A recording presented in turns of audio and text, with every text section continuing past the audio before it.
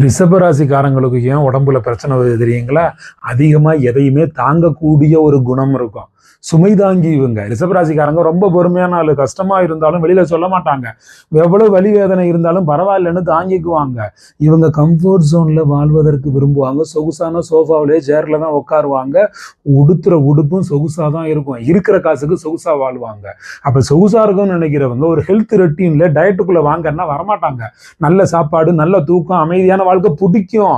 ஆனா இது அளவுக்கு மீறி இருச்சுன்னா நல்லா தூங்கிக்கிட்டே இருந்தா, நல்லா சாப்பிட்டுக்கிட்டே இருந்தா உடம்பு எடை அதிகரிக்கும்ல, கழுத்து வலி வரும்ல, தைராய்டு இம்பேலன்ஸ் வரும்ல, சுகர் வரும், சோர்வு உண்டாகும், ஜீரண கோளாறு, அது மாதிரி பிரச்சனைகள் வருமே. உடம்பு சின்ன சின்னதா சிக்னல் சொல்லும் போது அதை இக்னோர் பண்ணக்கூடாது. ரிஷபராசிக்காரங்க தினசரி நடைபயிற்சி பண்ணணும். உடம்புல ஒரு உணவுல ஒரு கட்டுப்பாடு, உடம்புக்கு கட்டுப்பாடு, பழக்க வழக்கங்களை அப்டேட் பண்ணிக்கணும். ரிஷபராசிக்காரர்களே, நிலைத்த தன்மை கொண்டவர்கள் தான் நீங்க. கொஞ்சம் சேஞ்சஸ் ஏத்துக்கிட்டீங்கன்னா உங்க ஹெல்த் ஸ்ட்ராங் ஆகும். சொகுசுக்குள்ளேயே இருக்காம கொஞ்சம் டயட்டுக்குள்ள வாங்க. இது உங்களுக்கு பொருந்துதா?